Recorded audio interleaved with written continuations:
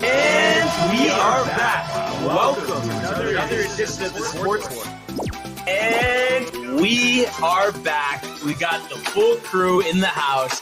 That is what it's all about. The Yankees, out of any team in the league, are the best equipped to handle a blow like this. I think there is a higher power at play here. He's due law of averages. That dude is the ultimate scrub. Trash. Every person you had is fucking trash. Next game, you're going to see a big performance. You can see it in the end of the game, and I'm totally stoked for this. And we are back. Welcome to another edition of the Sports Port. And once again, it is the Tony and Barnes Show. Anthony, how are you, my friends? I'm doing well, Brian. How are you? I'm very well, very well. A lot to talk about. And of course, though, we do have Michael lurking. We have Shanna and Renee on the couch. Right. So Michael in the vicinity. And really, I mean, if you think about it, all is right in the world. You think about Judge hitting number 62, the Mets clinching that wild card spot, Brady getting divorced. I mean, what more could we really want here, as we sit the first week in October? Are you really asking me that? I mean, I would like the Mets to win the division. That would have been cool. I mean, the only reason I have to say, Tony, I do feel a little bad, honestly, just because I know if it was the other way around, I would be tight. Oh yeah, no, definitely. Especially 100 wins. You're thinking like you're sitting pretty, with good morning to my mother, obviously, before anything else happens. But yeah, dude, it's tough. I mean, I guess good for the Braves. I mean, they won the division. Is this like their fifth straight, right? Fifth straight. So obviously, they're doing something right. There's never a shame in losing the division to a team like the Braves. I mean, they're a phenomenal team, obviously returning World Series champions here, winning the division 5 years in a row. It's a tough task, tall order, to ask any team to, beat the Braves here. So, I mean, the Mets played their best, I guess. And, hey, man, we have 100 wins under our belt right now, a good season. So, the wild card spot, I'm not exactly worried about. I mean, it's the Padres. Yes, you shouldn't expect anything in terms of wins, but I think we'll be fine. Yeah, and we'll do a full breakdown in a second. But Prefer says, hey guys, prefer the hashish. But prefers hitting the hashish a little bit.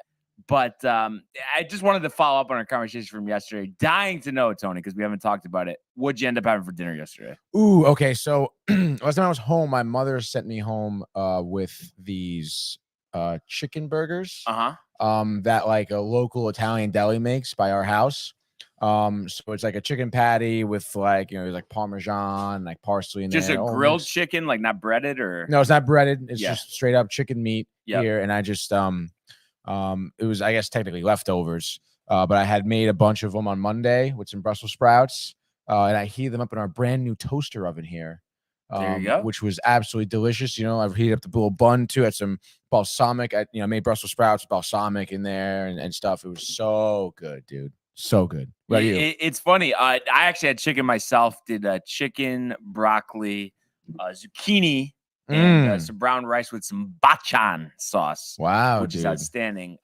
So yeah, we both ended up having chicken. But it was funny. I was gonna say I get the angle now of being that the Italian deli made it, but you don't strike me as somebody who would be a big chicken burger guy. You know what I mean? Like I could see you saying, I want a burger. Yeah, no, I would definitely prefer a regular hamburger, but these ones, because they're like seasoned and they're handmade at this deli, they're fucking phenomenal, dude. Yeah, they're so good. Yeah, you can't beat a good deli. I'm feeling maybe a Gaetano's run this afternoon. Wow, I thought you haven't had it in a while. I haven't had it in a while, and I gotta go home too for the gaming corner because I left my Switch at home. And, Gaetano's is right there. The stone's throw away from the apartment. Honestly, I have to give you credit, Tony, for your restraint. Because, if it was me sitting right over there, I feel like I would be a lock for once a week. And I feel like you're more of like a once every couple months. Yeah. No, yeah, I would say so. Maybe once every 3 weeks, give or take a few. But, yeah, it is tough, dude, because every time I go in there, I just want everything, too. I can't even walk in there, Brian. It is ridiculous. Just want everything. Oh, yeah. They have potato croquettes, I'm pretty sure. Yeah, no, I think they do. I know exactly what you're talking about. And I've been wanting to try the steak and cheese. It's just every time I'm there, I just want to get the Kovac, though, or the buffalo chicken. The Barnum, also a good sandwich. Now, the Barnum is what? Chicken cutlet, Basically, like a chicken cutlet, mozzarella, like balsamic and stuff. Like So it's almost the same thing as the Kovac, maybe no Rob. the Kovac, yeah, it's no Rob. Okay, but they have the roasted red. No roasted red either. I think it's just like Oh. lettuce and See, that's it. it's tough for me on that because it's like, you know what I mean? Like, is that I just want the full thing. I've just grown know. accustomed. Well, sometimes I don't want the Rob. Sometimes sometimes you don't want the peppers. Always sometimes, want the dude. Rob. No, always no, want no, the no, no. peppers. You gotta mix it up, Always dude. want the fresh moods. You know what they say? Variety is the spice of life, Brian. Yeah. Yeah. I mean, and Jay and Bird. Jay hits it on the head right here. DTV getting healthy as well as Kovac special is the GOAT. Jay Bird loves. I mean, you really Loves can't beat the Kovac. Gaetanos. I've just had the buffalo chicken more recently just because I've had the Kovac religiously, since they opened. But you really can't beat a Kovac. Like I said, all the ingredients. I mean, just such good quality ingredients in the bread. When they have their bread with the sesame seeds on it, fresh from Arthur Ave, you just can't beat that. What's your favorite sandwich, Tony? Honestly, I don't know. I don't really have from there. I guess it would be the Barnum, but I mean I mix it up every time I go there. I haven't had I guess I haven't had like a deli. I've had like ham from there and stuff like the Italian, the gabagool and the salami and it's so good. But sometimes I just get like chicken cutlet, lettuce, tomato, mayo, nothing crazy like that. That's a great go-to to have in the back pocket there. But the Barnum I love. I mean the balsamic vinegar is just like their balsamic liquid vinegar. gold. Yeah. Okay. Yeah. It's ridiculous, dude. And then have you had the John Wayne? No, I have you've not. seen it? Yeah. I've read it, and I'm like, I don't know. You like eggplant or no? I do like eggplant. But I'm a little iffy about eggplant from other people and places. Only your mother's eggplant. Yeah, my mother's eggplant, the thinly sliced, nicely breaded. Yeah. Nothing crazy. Is it always just a baked eggplant parm, or is there a couple different varieties? For my mother? Yeah. Most eggplant parm. I think there was maybe a handful of times it was just a straight up like fried eggplant. Yeah, but you want your parm, the layered cheese. I mean, who doesn't want the parm with the layered cheese, dude? Come on. Oh man, too funny. Jay Bird goes for the atmosphere of Gaetanos. I guess the atmosphere is cool. Mother says sounds like a good place. It's a great place, Mom. La Fontana, potato croquettes, dude. Italian restaurant right by my house. Mm-hmm. So good, dude. Any occasion we have, like, order just a tray, potato croquettes, and it's just like so good, dude. So good.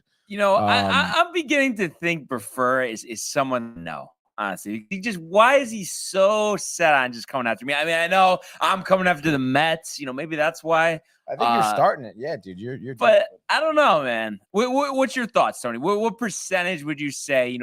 Prefer when he called in, he had the voice scrambler and somebody I know, and he's just messing with me. I don't know. I mean, you would probably know more than I. I don't think it's gonna be someone we both know, right? So. I don't know. I can't. I don't think so. I think Prefer is just his own guy, dude. I think we need to challenge him to call in again, and then we can really talk about this. But he's too nervous, hiding behind FaceTime in, maybe. Yeah, FaceTime it. I would say the odds of that would be plus 25,000. What do you think? Yeah, I would like that. I would say I'd put a couple shekels up there though. Might be a nice payday. Yeah, a couple of shekels would be a nice payday. Michael says 0%. Shekels up there could be a nice payday. And it's just funny too. He's talking about the humble pie. I mean, Prefer, what about you, my friend? Because there's some reels, some bites of me talking about the wild card series. Is that a bite, Sony? Is that a bite? And you were poo-pooing that Prefer. So it's just funny. You should be eating the humble pie right now. Mr. Poo-poo. And we have one more comment from Jay here. The Brian Barnaby sounds tasty. I mean, does he lie, Tony? What would the Brian Barnaby sandwich be? Is the question. I mean, it's really got to be the chicken cutlet with the fresh moods. I mean, basically, it's the Kovac. I mean, it's just you really can't beat that sandwich. There's just no two ways about it. But also, though, I wouldn't mind because I've had this from this place, Cole House Pizza in Stanford. It's really good. Like a chicken cutlet with vodka sauce on a sandwich. Oh yeah, I've had that before too. Yeah, it's amazing. Yeah, dude. you can't beat vodka sauce. Would that be on the Brian Barnaby special? Yeah, lay it out for me, Brian. Yeah, that's it. Chicken cutlet, vodka, broccoli rabe, mozzarella. Yeah, done. That's it. Roasted red? With the vodka though. Yeah, we'll do it. The more toppings, the better. Okay. And your mother has a good one there. I guess he has a lot of time. He's always watching. Yeah, I guess so. Wow, my mother with the zingers. But honestly, like I said, I think prefer, and Michael hit it on the head too, because prefer the Hobbit. You know what I mean? It's like that's not. It's an alias. I forgot what he said his name is, but yeah, he's hiding behind a shield, and we'll solve this riddle when we're the bamboo curtain. The bamboo curtain for Prefer, and he's still talking about the Mets having a better record than the Yankees. I mean, Prefer. I mean, would you not want to trade places, bud? I mean, I don't know. No, I would not. Also, liverwurst. Have you ever had liverwurst? That sounds like the worst thing you could imagine. I believe you spelled it wrong. I believe it's W-U-R-S-T. I think it's one word. Liverwurst is like something my dad eats, and it is nasty, dude. It's no, absolutely not, dude. Yeah, no way. Or no people how. get the olive loaf. Oh, please, Yeah. dude. Gross. So that sounds like spam, honestly, Tony. But have you ever had spam? No, and I don't want to. I've had it a couple times. You fry it up, it's not that bad. Eggs, hot sauce. No, ham and eggs. Spam and eggs. Ham and eggs. Spam and eggs. Dude. It's time. Let's go to the world of Major League Baseball. 2-2. He got him swinging. A back-to-back strikeouts for Robbie Ray. There's damage right there. Shohei. Way. Sayonara. Where did that land? Stuck to Chapman, who leaps up and grabs it. Story spins and fires. Out at first. There it goes. See ya. Home run, Aaron Judge. All right. I love when that bite, Tony, applies here as Aaron Judge. Game number 2 yesterday. Hits number 62, so setting the American League record. And, it took him, I believe, 59 at-bats to get there. So a lot of pressure, since he hit number 61. But at the end of the day, Tony, he sets the record. They gave him one more at bat and then pulled him out after that to a standing ovation. And it was quite interesting. I'm sure, you're big on like these type of things with that video. You first of all, the billionaire or whatever he is catches the home run. I know they said he manages some fund that invests like $200 billion or something. The guy who catches it. So of all the people to catch it, he catches it. And then did you see on the replay? And I know I wish we could pull it up, but of course, they'll take us down for that. Yeah, pieces of shit. But so that like a guy about fell 10 over, feet over, jumps over the rail, hoping that he would drop it, and he doesn't. I mean, I haven't heard anything, but everybody was concerned. Like, did that guy make it? Like, what was he thinking? Obviously, that's a lifetime ban. Yeah, was that like his thought process? Oh, he may drop it, no, so he jumped down to the pen. That is so stupid, we dude. Just talked about this yesterday about the stupidity of on the field and stuff like that. It's the Yankee fans, dude. Oh my God, we do not need to start the brotherhood, Tony. Dude, listen, the amount of Yankee fans that probably just have GEDs, it's got to be really high. Well, Tony, this is not a spelling bee. This is Major League Baseball. Okay? Yeah, well, now that guy's banned. I mean, you don't even know he was a Yankee fan. That's the best part. Everybody wanted to catch that ball, not just Yankee He was fans. a Yankee fan. I don't know. Would you talk to him? I mean, I thought he was wearing a jersey, but I don't know. But yeah, that was just real nice because I think, a lot of people, once you get to that point, I was even getting a little nervous myself. I mean, all along, sure, I did think he was going to hit it, but the fact that it, took to the second to last, game of the season, it obviously coming down the wire, and he says he wants to play today, but I think that's crazy. Let's just have him rest today, and then he'll have, the full week off. Before we have our game on Tuesday, and we're locked in, so it's definitely going to be the winner of the Guardians and the Rays, and we'll play anybody. I mean, I think just from a historic perspective, I think we're better off with the Guardians, but it's not to say that we can't beat the Rays, and we've talked about it many times on the show. They're just not the same Rays. Sure, Glasnow helps, and a Rosarena is great, but they just don't have the horses, that they once did on that team. I don't think there's enough hitting. I don't think that the pitching is as good. I mean, it's decent, but yeah, I think the Guardians would be a clean sweep, and Hate to say it, but I think, we're 4 or 5 game series if we're talking Rays. And, last time, of course, it went to that pivotal game 5. But so that'll all get underway Tuesday, wild card series on Friday. Weather's supposed to be great. Are you anticipating a sold out house at Citi Fields For Friday? Yeah. Oh yeah, dude. Even with the nepotism, the disappointment. Yeah, dude, absolutely. And a lot of people saying, that's a good draw for them, despite, the potential of the Padres. Not that they've been playing, up to that potential. But just the fact that they're a warm weather team, you're going to New York, it's cold. That might be a little bit of a tough environment. Obviously, like you're saying, you're expecting, even though, there were a lot of empty seats this season at Citi Field, that, for the playoffs, the Mets haven't been there in 6 years, that it would be, a completely packed house. But obviously we'll see. And it'll just be interesting. I don't think they've announced it yet, but if, the Padres go with Darvish, do they go with Musgrove? Everybody's anticipating DeGrom, right? Right. I would imagine they go with Darvish, right? I mean, he's been doing so well. Yeah. So obviously the veteran pitcher. Yeah. And I think, you'd expect their top 2 guys there for the Mets to pitch better than they did against the Braves. So I think once again, it'll come down to what the what the offense does. I think that's the biggest thing. So, we're a couple days away from that. But just to also just bounce back here for a second to the Yankees, just to wrap up, what happened yesterday. Obviously, that was the second game. Judge let off with that home run. But the first game, the Yankees did win 5-4.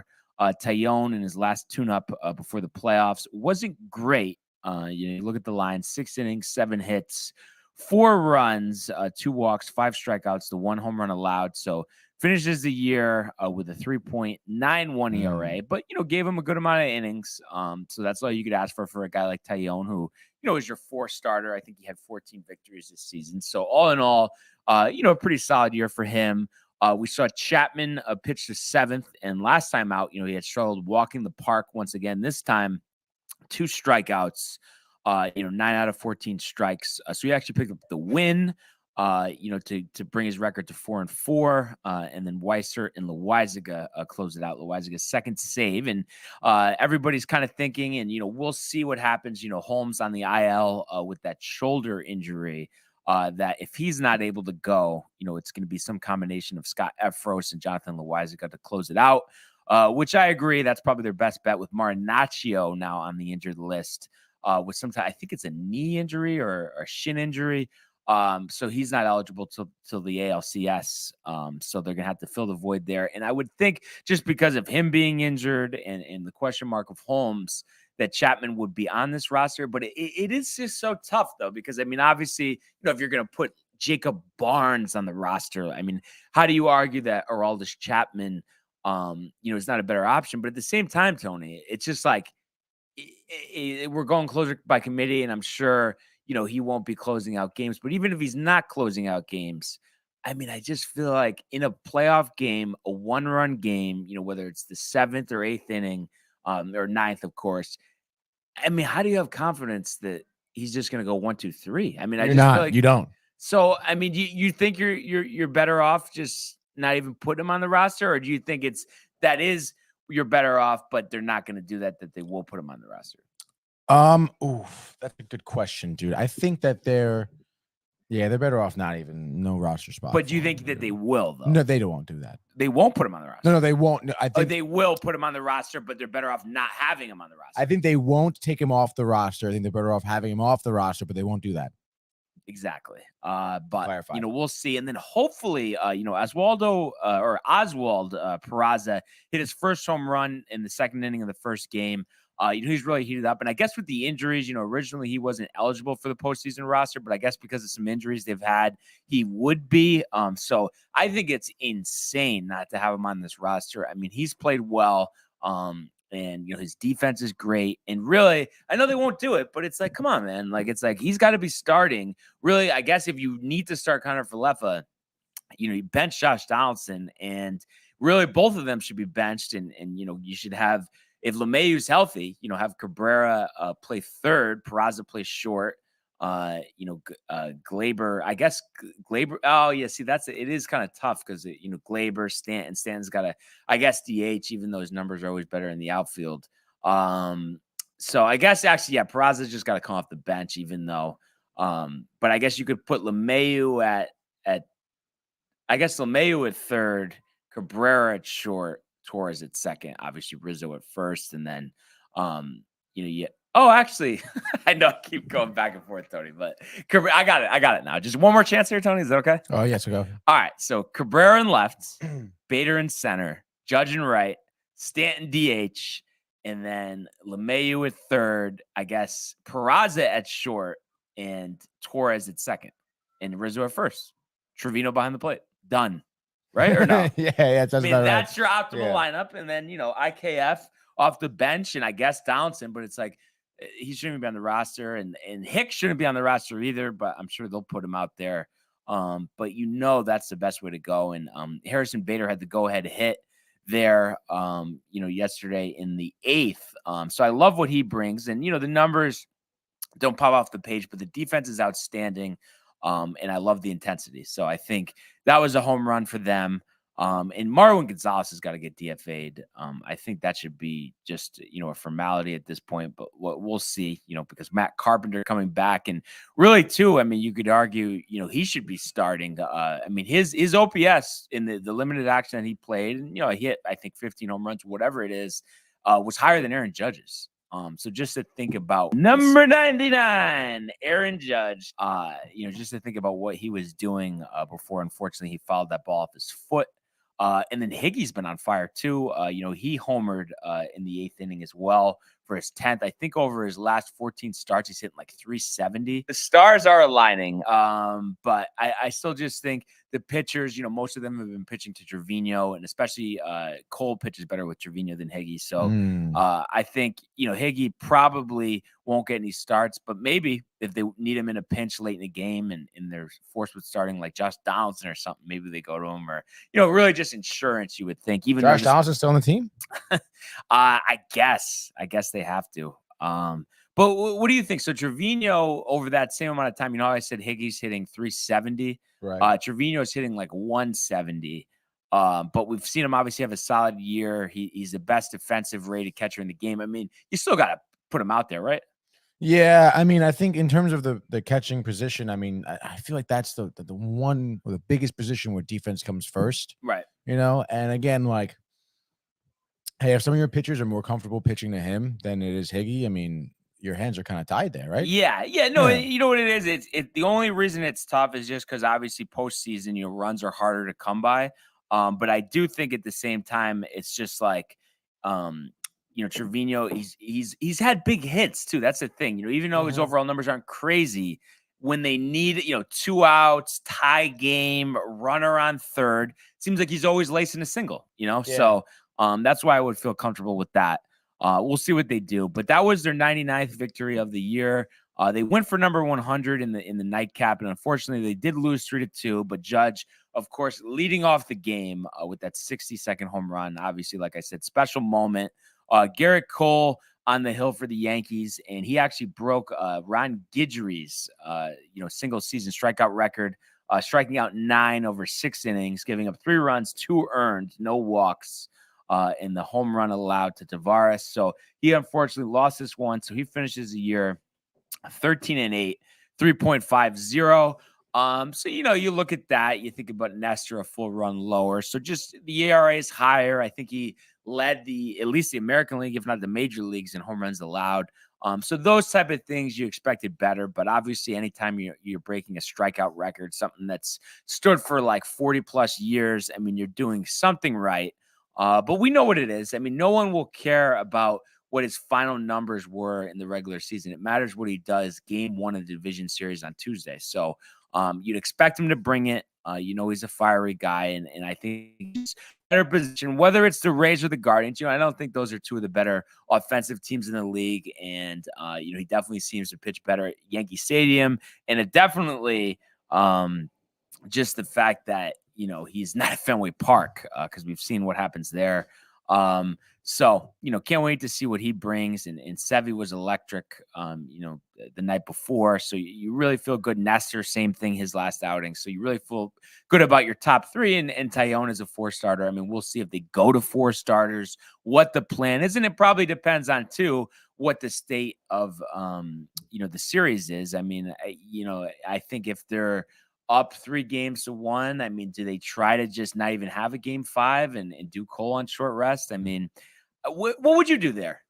2-1, game 4. Cole short rest. Yeah, 100%. Absolutely, yeah. Just because then, you know what I mean? Just get it over with. Yeah, exactly. Finish the deal, and then you go to Nestor on short rest maybe too. And then, the 7-game series, then depending on how it starts, then you could go to, you could go to Tyone.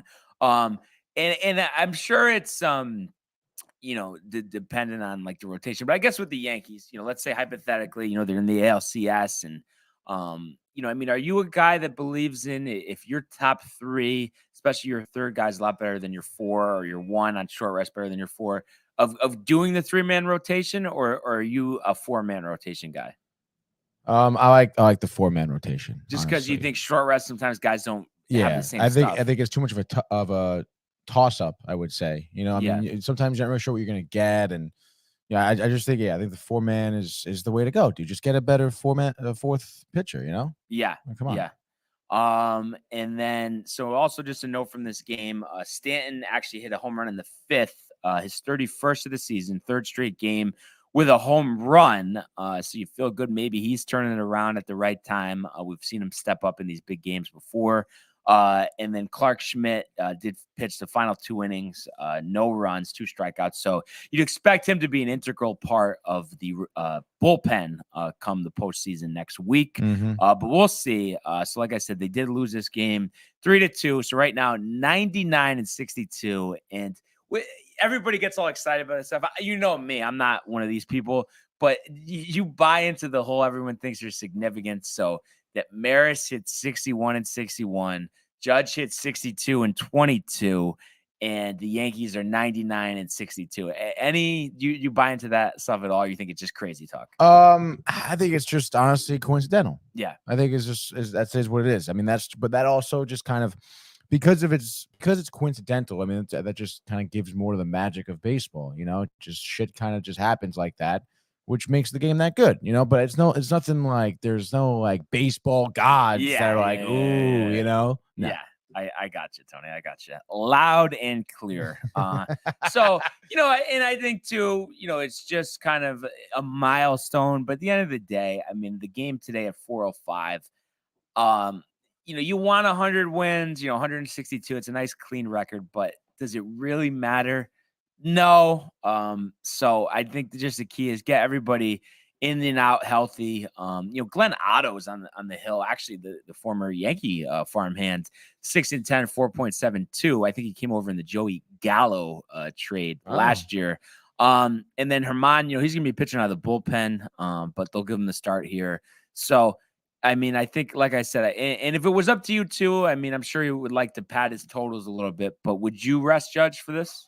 Oh yeah, absolutely. Because imagine you play him and then there's some freak thing that, it's just like, what are you doing? Yeah. What are you doing? So I think the keys for this game, just play your backups. And then also, I hope that it's like a 1-run game going to the bottom of the 9th. I would love to see them put Chapman in there just to see, because that's not even that high pressure of a situation compared to what you're going to deal with in the postseason, but can he even handle it in a meaningless game? So, I hope to see that. We'll see. But that's what we got for the Yankees, and we'll make some picks on this final day, of the regular season. But if you would, Tony, talk about the Mets sweep yesterday, but unfortunately did not matter thanks to the Braves 2-1 victory in Miami. Yeah. So, like I kind of mentioned at the beginning of the show, a little bit of a bittersweet day for the Mets. With the sweep of the doubleheader here, who I believe someone in the studio yesterday was like, "Oh, they're not gonna get the sweep," and getting the sweep with doubleheader is so tough. Whatever. I think Buffer was saying that. Yeah. Oh, definitely. That is something Buffer would say for sure. But nonetheless, Buffer. They get the sweep yesterday, and like I mentioned, bittersweet to get the sweep, but then of course, the Braves, clinch the division for the 5th straight year. It was pretty tough, dude. I don't know if you saw during the game, but there was like when the Braves won, they like cut to a shot of like a Mets fan watching one of the TVs at the bar, and he's just like sitting here, like just like standing like this, just like watching the Braves celebrate. Yeah. It was so funny, but nonetheless, they had a great day yesterday, honestly, and I forget what I said. I said they have to score like 10 or 12 runs in the doubleheader yesterday, and they scored 12 runs. They won the first game here 4-2. Cookie Carrasco, on the mound last night. He had, a good outing. He got into a little bit of trouble. I want to say, in like after the fourth inning here. His pitch count at 73. He was taken out after the fourth. His final line was 5 hits, 2 earned runs, 1 walk, 3 Ks. He was causing a lot of ground outs, fly outs, and stuff like that with his off speeds. I feel like his slider, for the most part, was working pretty well for him. Not necessarily for the strikeouts, but for, forcing ground outs and stuff like that. And the bullpen came in. I mean, Drew Smith threw an inning, 2 hits, 1 K. Peterson came in for an inning, didn't give up any hits, no runs. Ottavino as well got 2 Ks and an inning and 2/3. And then Diaz came in for an inning and a third. Got that 1 strikeout in the 8th, and then, got through the 9th without an issue. But in terms of scoring, we started pretty early. Like I mentioned, bottom of the second, Nimmo, a nice RBI double. I would say to prefer, who has been knocking Nimmo in terms of, setting the table for the Mets, actually had I want to say one of his best days in baseball this year. Definitely, probably this year. But so he had that RBI double, excuse me, in the bottom of the second. And then, from there, it was pretty classic Mets, again, just getting runners on base fundamentally, and then, getting some sac fly RBIs, like I mentioned.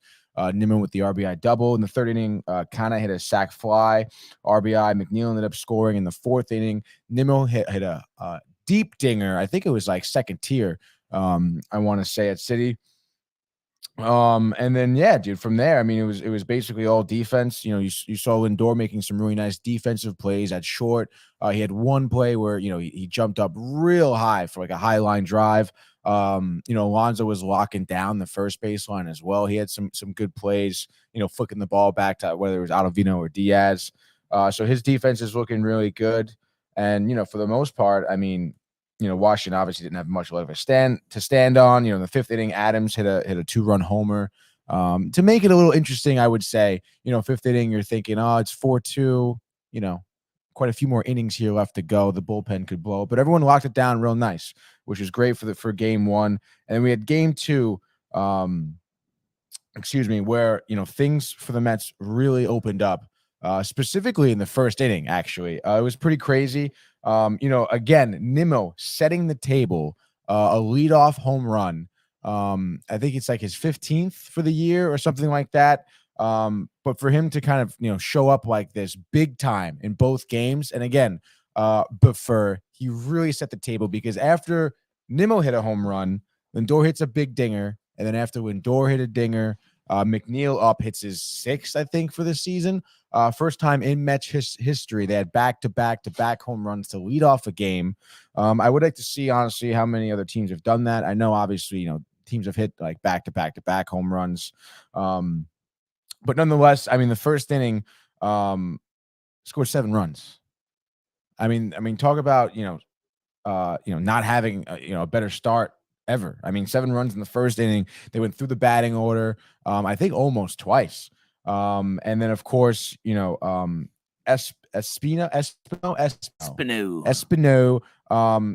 didn't last. I think he got 1 out. I believe it was just a 1 out. If I double check. Yeah, just 1 out. So obviously not a great outing for him. I would say, I suppose, the only bad thing here, is that, Vogelbach still looks like an idiot at the plate right now. I think there was a bases loaded situation, I want to say in the 5th inning or 4th inning, where he just struck out looking, and it's like, dude, it was a fastball too. So it's like, fastball, bases are loaded. Like, you got to be swinging at that, sometimes his eye, I think, deceives him. But other than that, I mean, everything was great. Like I mentioned, the 3 consecutive home runs in the 1st inning, Canna, sac fly RBI, Guillorme, RBI double. Actually seeing Vogelbach use a little bit of speed to score there, as well as Alonso. I think he the kind of sack fly RBI. Alonso's the big guy. He's on third base to tag up. It was hit to shallow-ish right field, and their right fielder for Washington. Who is their right fielder? That's it's Thomas. Okay, yeah, basically nobody. Basically a nobody. But he had a nice throw from shallow right to home, and Alonso was able to kind of I guess use his baseball IQ and slide in the right position, and he was safe there. And I think that's sometimes you don't really see Alonso doing that, at least gracefully anyway. And then of course Francisco Alvarez, who's been up as DH for the past few games since the Braves series, finally gets his first MLB hit, which happened to be a home run in the 6th inning. At Citi Field. So that was kind of nice. I mean, he's the number 1 prospect. I think he had like 27 home runs in the minors, something around there. Just real quick, I was just curious. Next year, starting catcher, starting DH, first, where's he playing? I think to put him at a DH spot would be kind of a waste. I would want him to be a starter. Yeah. I may even roll with like Alvarez Nito, honestly, at this point. What do you mean, as a platoon? As a platoon, like McCann's out of the picture, like Nito would be. Oh, the backup. I know that. Oh, okay. Yeah, but you want Alvarez as your full-time starting. I catcher. would absolutely love that. I mean, but defense, I thought you said was a question or no? For Alvarez? Yeah. I mean, so far, I think he had like 2 innings as catcher because they were just moving people around, pitch hitting, whatever. He didn't look bad. Okay. His framing looked good. He didn't make any mistakes. I mean, I want to say that was his first time really behind the plate here in the majors. So. Yeah, and we always hear, just because of the difficulty of finding a really good catcher, especially on the offensive side, that even if the defense is borderline, you just do everything you can to have them be the full-time catcher. And I mean, a perfect example, Gary Sanchez obviously didn't work out, but that's why he's still catching games, which is obviously ridiculous. And very true. Or maybe it might be smarter to have him kind of maybe behind McCann for a little bit. Mm-hmm. At least just to see, because McCann is a phenomenal defensive catcher, so you can probably learn a lot from it. I don't know how McCann would really feel about that, knowing that probably lose his spot. He got 2 years left on the deal. He's got to just fucking figure it out, dude. But can he figure it out? I don't know. I mean, we've seen him hit well, right? I mean, when he was with Colorado, no, or was it Chicago? He made the All-Star team. Chicago was, yeah. But he's batting 182. Yeah, I mean, maybe send him to Matt Carpenter's hitting coach. I guess we saw. I mean, Matt Carpenter had similar numbers to what McCann has this year. So it's so bad, dude. But nonetheless, I mean, Mets ended up winning 8-0. That game, and Walker pitched decently, 10 Ks over 4 1/3 innings. Seth Nogasek came in, pitched 2 2/3, 3 hits, 6 Ks. That's definitely probably the most I've seen him pitch in a game. And definitely the most strikeouts I've seen him have in one game as well. Then McGill came in for 2 innings, looked pretty decent, did not give anything up. And I know this is Washington, and the Mets obviously did not win the division here. But nonetheless, I mean, I talked about them improving their offense and going in with some momentum into the wild card game, and that's exactly what they're doing here. Okay, they have one more game tonight, and I think they haven't decided on a pitcher yet. And bullpen game or not, I would recommend. I mean, again, this game doesn't really matter, right? So it's like bullpen can be kind of stretched out. See who can do what. Maybe start Peterson, put Williams in there in the 3rd inning, see what they do. And as long as their offense is still hitting like they were yesterday, I mean, I'd be happy. So yeah. So gotta see, what will happen. But I just can't wait for postseason baseball, man. It's basically here, Brian. I believe what it is it's, so all the home teams, they have all 3 games of the series if it goes 3 games. And I think it's just a straight shot Friday, Saturday, Sunday. And it'll be interesting, what times those games are, because obviously Sunday, of course, especially Sunday night, you're going against Sunday Night Football, which is tough. Yeah, I'll watch it. But so just wanted to go over this. So starting on Friday, so that just wanted to give everybody the 4 matchups that we're getting, 2 in each league. If this thing would ever load, and of course I just had it pulled up and now it wants to lag. But we know obviously Friday. You want to know what we have? I know what we have. How about I'll tell you, Tony, without even it actually just loaded. Oh, all right. So Mariners at the Blue Jays. Castillo going to pitch for Seattle. I would imagine it would be an Alex Manoah game. It's gotta be. Since he was top 5 in ERA. McClanahan versus undecided for the Guardians. I'd imagine that would be Shane Bieber. Right. The Padres at the Mets, of course. Nothing announced there, but like we were saying, Darvish to Grom.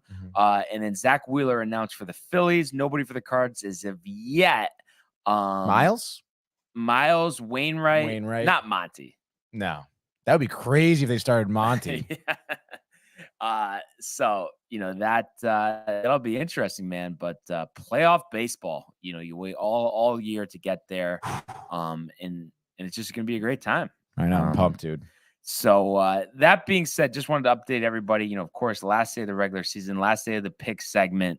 So I had a rain out yesterday with the Orioles, so I'll automatically insert myself in game 1 today, the doubleheader to finish out their season. And then but with that, I am 39-30-1. You are 34-37. So pretty much wrapped up here, but we're gonna play out the string anyway, Tony. So if you would begin with telling us how the Mets in a bullpen game, in a Trevor Williams game, are gonna defeat the Nationals. The bugaboo, Tony. Yeah, I'm gonna tell you because our boy Eric Fetty is pitching for the Nationals. He's always on the hill. Again, he always on the hill, dude. The Nationals really love him. I don't think he's getting past 2 innings, maybe 2 1/3 here. How nice of you. Yeah, give him that extra out, make him feel, like he had something going on in the 3rd inning, getting 1 strikeout, maybe strikes out like, Escobar or Naquin or something, tries to feel good about himself, but then totally blows it, dude. And speaking of McCann, I would say, Fetty, gets the bottom of the 1st out, 3rd inning. The straw that breaks Fetty's back will be a solo McCann home run. I would say going oppo for McCann, showing some of that power that he had in Chicago. But nonetheless, I think it's going to be the rest of the Mets that kind of, help propel them to victory here tonight. Again, bullpen, I think, maybe a Trevor Williams start may do him some good. Maybe he'll go 4 innings, 6 Ks, 3 hits, 1 earned run with that 1 walk, I think is maybe a good line for Trevor Williams here tonight. It's against the Nationals here. Again, a team playing for nothing. The Mets trying to get their 101st victory here of the season. So I think it'll be, pretty straightforward for the Mets here. I want to see Alonso with a nice dinger. I want to see him kind of going into the postseason, with some power here, as well as McNeil. I did mention, McNeil having, a hell of a season. I believe he is going for the batting average title. I thought he has a 4-point lead, right? Yeah, I think it's like 328, I think is his batting average. And Freeman's, I want to say he's like 324, 325. Speaking of Freddie Freeman and McNeil going for the batting average title. But first, as your thoughts on McNeil to get a free car from Lindor if he wins batting title. In my personal opinion, I love that. Obviously, you're creating a sense of competitiveness, a competitive nature, if you will, within the team. Hey man, if you do this, I'm going to get you a free car. I feel like it's fun. It's cool. I think we're pretty far from the raccoon incident. I was just going to say, the dugout. I think that's to make up for that. No, I'm serious. It may be. Hey man, I wouldn't really enjoy if some guy put me in a chokehold, so I love that. It's nice to see 2 teammates, obviously, remain professional and kind of clean it up here. But anyway, so I would imagine McNeil to continue improving on his batting average as well. And then, like I mentioned, Alonso dinger, 3rd inning. Nimmo, who had 6 RBIs yesterday, maybe 2 more today, set the table. 1st inning, a nice single, just get on base. By the 3rd inning, maybe have another RBI double, showing that speed. Let's fucking go. I would say, Alonso's been getting walked a lot past few days, even in the Braves series too. People have been trying to pitch around him. I think yesterday he had 2 4-pitch walks, for both games here. So, nonetheless, though, I would imagine Alonso's looking for that dinger to get into this postseason here. And I would say the Mets take this game. Let's say like 5-2 5-2, 5-2. There you Why go. not? You know, same deal as the first game yesterday. As my mother says, still going to make you the cheesecake, guys. Can't wait to eat that. I know, dude. I mean, That's gonna nothing be better great. than postseason baseball and cheesecake.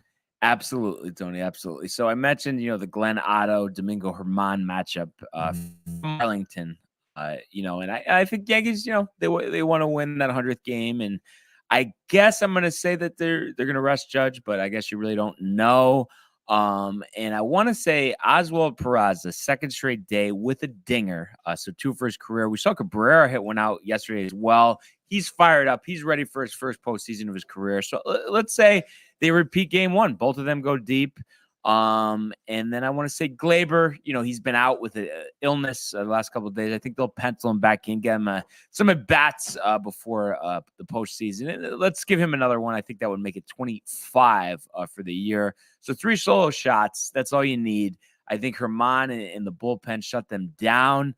Chapman to close it out for his first save since May, I believe. Yankees 3-0 over the Rangers in 100-win season. So yet another 100-win season for the Yankees. And we all look forward to Tuesday in the Bronx and to see Garrett Cole get some retribution, for last year's colossal fail at Fenway Park. All right, dude. Speaking of the Yankees, it was kind of weird seeing Luke Voigt in a Nationals jersey last night. He's actually hit some dingers recently. He has. He looks good, dude. I will say, but it's a shame not to see him as a Yankee. Yeah, but I always loved him. I always told you I too. really, really was a fan. Him and Gio Urshela. I mean, they were 2 of my favorite Yankees. But Urshela, I feel like though the sad part about Urshela is we could have just kept him. We could have designated Gary for assignment, and then he could have been our third baseman. I mean, he's had a better year than Josh Donaldson. You hit 280. I think he has 2 less home runs. And Josh Donaldson, is hitting like 220 and has like 15 home runs. I know, technically speaking, better season defensively, but give me Gio Urshela any day of the week. So what do we got here? So your number 2 pick. My number 2 pick. I know it's been a lot of set the table for these past 2 games here. Yeah. My number 2 pick, LA is going to be in Oakland. Shohei Ohtani's on the mound here against former Yankee farmhand Ken Waldichuk. Who honestly, dude, pretty good. I'm a fan. His last outing against, let's say, Seattle here, 5 innings, 1 earned run. Before that, the Mets, 5 innings, 4 earned runs. Before that, Houston, 2 2/3, 5 earned runs. Texas, 5 innings, 5 earned runs. Atlanta, 5 1/3. I mean, but he's just getting his feet wet. He is just getting his feet wet, and obviously against Seattle, pretty decent. Strikeout rate is there. I mean, 8 Ks, 6 Ks against Texas, 4 Ks against the Mets here. His strikeout rate is there, so he's got some good stuff. He's got some pitches that are obviously kind of hard to look at here, but nonetheless, he may be able to do well against LA. But I think, against Ohtani, against a team like the A's, I can't imagine Ohtani is going to have much issue getting through this lineup. When you think about it, I'm trying to look to see when his last start was. But I mean, obviously, he's been DHing, right? Doing pretty well, I guess, at the bat. On Monday, he was 1 for 4. Got brought in on a run. He had a double as well. So, Ohtani obviously has the bat, and his pitching capabilities are more than there. 15-8 on the season, which should be a better record. If he had some more support here, 2.35 ERA, giving up only 14 home runs in the season over 161 innings pitched. I'd say that's pretty good. And of course, that strikeout rate, super high, 213 strikeouts, Brian. Yeah. Over 161 innings pitched. Isn't that impressive, Michael? That's what we need here, an Ohtani jersey, dude. All right, some talk, DeGrom jump ship. Maybe the Mets goes to LA. The Mets, you're saying the Mets pick up Ohtani? Yeah. I mean, I wouldn't hate that, I suppose, but I mean, DeGrom is not jumping ship, dude. No one's jumping ship. The only thing is, though, it's like, what could the Mets even offer? You know what I mean? Other than Alvarez and what do you give him? Alvarez, Beatty, and Vientos. I mean, and I don't even think that would be enough. I mean, hey man, honestly, I would imagine the Angels will take that. They need like anyone. No, but they would want a pitcher, and the Mets. They would want a pitcher. I mean, Trevor Williams. Miguel Peterson, Trevor Williams. That'd be quite the trifecta, dude. They don't have the young pitcher. That's the problem. They don't. Yeah, that's true. By the way, Trout 40 home runs this season, I think. Right? 39. Tony. So he'll go for 40 tonight. Sure. You know what? He'll get that home run tonight. Okay. In an Angels victory. In the Angels victory against the A's, I'm going to say 5-1. All right. I'm going to go with the Brewers. Obviously disappointing year, not making the playoffs, but we got a nice pitching matchup. Merrill Kelly, 13-8, 3.43 versus Corbin Burns, 12-8, 2.98. So I think Corbin and the fellas, finish off the season on a high note. Would be 87 victories. So it's a shame. You think 3 wild cards, 87, that should be enough to get you there. And maybe if they were in the American League, it would, but they're not. And but I think it wouldn't be one short. Yeah. Close though. But I swear in some years though, like back in the old wild card format, Tony, 83 got you in.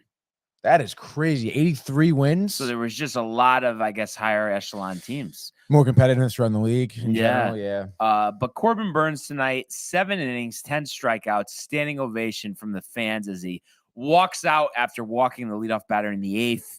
Yelich hits a home run before he gets DFA'd before the end of spring training next season.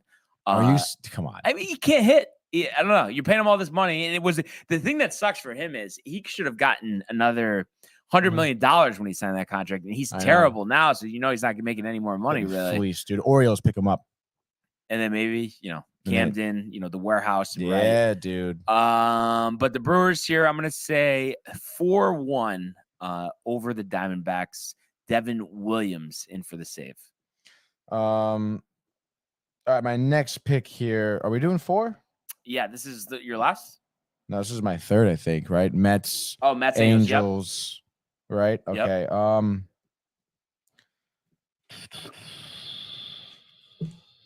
right, I guess I'll go to the Padres here. Padres trying to sweep the Giants. And we've noticed, we've seen the Padres kind of actually having, just like the Mets, the past 2 games, a couple good offensive turnouts, winning 7-4. I think the first game 6-2 last night against the Giants here. Of course, we know what the Giants are like. Again, I mentioned it the other day, I think, when I went with I might have with the Padres. I don't know. I think it was the Padres against Rodon, maybe. But anyway, Giants, underwhelming season just as well as the Padres, but the Padres picking up offensively here. They have on the mound tonight, I believe it's not posted yet. Yeah, TBD. TBD for both teams, actually. So I'd imagine, maybe a little bit of a higher scoring game here. Obviously, Padres trying to keep their starters here for the wild card. Obviously, they know where they're going here. Maybe San Fran tries their hardest to get to 500 here. They're 1 game under at 80 and 81. I think the Padres here continue that offensive burst. I would say they win here. I don't know, maybe 6-3. 6-3, I'll say. All right. Yeah. I'm going to go with the Dodgers. They're going for win number 111. Think about how many wins dude. That is. Clayton Kershaw in his final 111 tune-up before the postseason. So looking to end the season on a high note. And very good for him, missing time with an injury, but 11-3, 2.30, going against Austin Gomber of the Rockies, who we've seen them give the Dodgers trouble before. I don't think in this one, I think they're ready to go home. So Kershaw, they don't want to run him up too much here, but 6 innings, 8 strikeouts, 1 solo shot allowed here to Charlie Blackmon. And I want to say Trey Turner, 4 hits, and the Dodgers win 5-1 over the Rockies, 111 wins over at Chavez Ravine. And I was talking about the Orioles. They're going to be in Toronto for a doubleheader today. Game 2 you're going with, since I have game 1? I'm going to go game 2, obviously. Right. Just want to make sure. Yes, 405. Spencer Watkins against undecided here for Toronto. So I understand I was, hyping up the Baltimore Orioles a little bit here, but Spencer Watkins is a no bueno. And I think he's going to get totally popped here against Toronto. Spencer Watkins most recently pitched against the Yankees in a 8-0 loss. He lasted 3 innings, 4 earned runs, 7 hits, with a walk as well. Before that, it was Boston. Orioles won, but 4 1/3, 4 earned runs. I mean, I think he'll go 4 innings here with like 6 earned runs against Toronto. I think Toronto strolls into this one. I'm going to say 8-3. All right. Simple as that. Last pick of the pick segment. A little drum roll. I just think the Braves, they want to assure that it doesn't come down to a tiebreaker, that they do win. Tony's favorite team. They win this division outright. And a little disappointed at the 2-run effort yesterday. A little TBD going against Enrique Hernandez of the Marlins today. Doesn't matter who's out there. I think the offense gets going. Michael Harris, a guy that I touted since he was promoted earlier this year, gets his 20th home run of the season. I think Olsen and Riley go deep as well. In his shellacking, the Braves for their 102nd victory of the season. I don't know, dude. Win this one 8-2 over the Miami Marlins. I don't know. I think we've seen a lot of teams this year, like the Cardinals, even the Dodgers too, a little bit, clinching these divisions and not really giving a shit and losing a couple games where they shouldn't have. I don't know, man. I don't know, man. No. So, last day of the regular season, obviously everything already clinched. Not what baseball was hoping for. They were hoping for some type of playoff spot in the line, but you don't get that today. Most of these games starting at 4, just the one doubleheader starting at 12:30. And the last thing, Tony, as we wrap up here, I just wanted to touch on, and I forgot too, Sanderson Farms last week, I didn't give a shout out to Mackenzie Hughes in the playoff over Sepp Straka, winning the Sanderson Farms last week. So congratulations to him. But we do have the Shriners Children's Open. Shriners. From Summerland, TPC Summerland over there in Nevada. So some bigger names here this week. Still missing a lot of guys, but we'll just give them to you. So always a good time here in the desert. So we got Sanjay Im, Patrick Cantley, Tom Kim, Max Homa, Aaron Wise, JT Poston, Brian Harmon, and Matthew Neesmith. Not to mention Cam Davis and Alex Noran as well. So a variety of guys here to go with. And I want to say, you would think it would be one of the big names, but also how could I forget Tom Kim, the rookie phenom as well. He's a big candidate here. So I think it'll be fun. I love this course. It's on PGA Tour 2K21. I still play that, but the new game coming out later this month with Tiger on the cover. So can't wait for that. Tiger on the cover, dude. Tiger, they're just trying to sell games. The cover, and you could play with pro golfers this time. Very good there. Last time you could only play against them and play with your my player. So it's nice that you could be the pros in this. I said word. Ain't never told no lie. But Tony, give me a name. Give me somebody who's going to be victorious here. And by the way, didn't mention this either. Sahith Theegala failing to make the cut. Really? As well did JD Poston. So we were over 2 last week. Can we get somebody at least in the top 10 here this week? Where's Tiger? Is Tiger playing? No.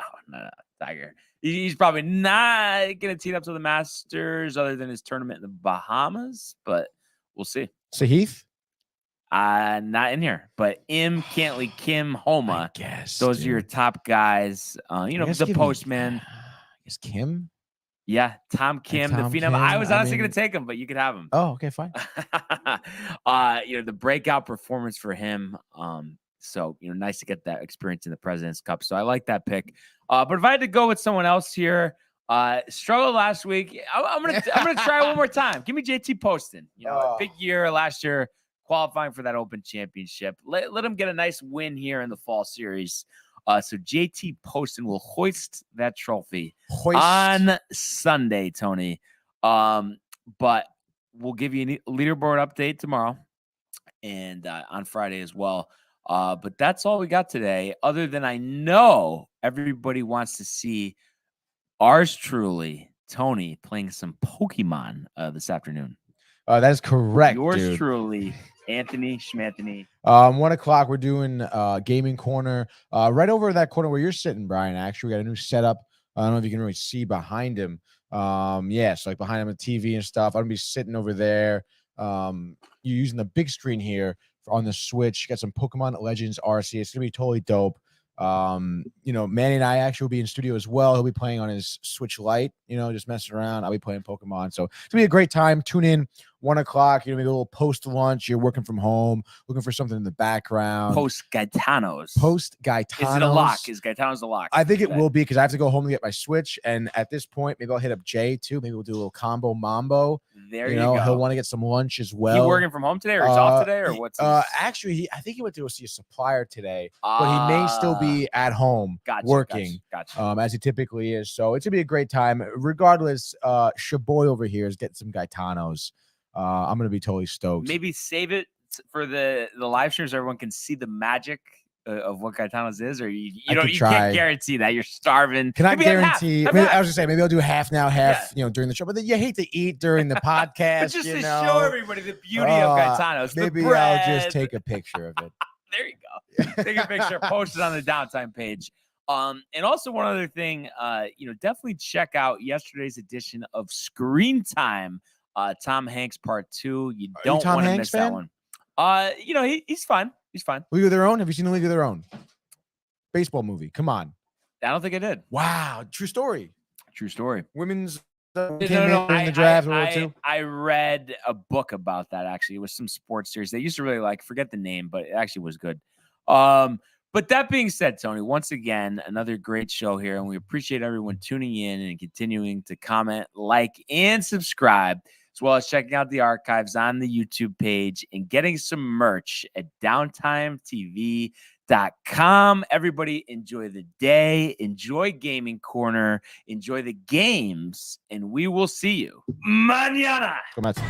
Hey guys, Tony here from Downtime TV checking in. I want to thank all our fans out there who's been liking, subscribing, sharing our content. You guys are the best. You guys are our bloodline. You make us love what we do.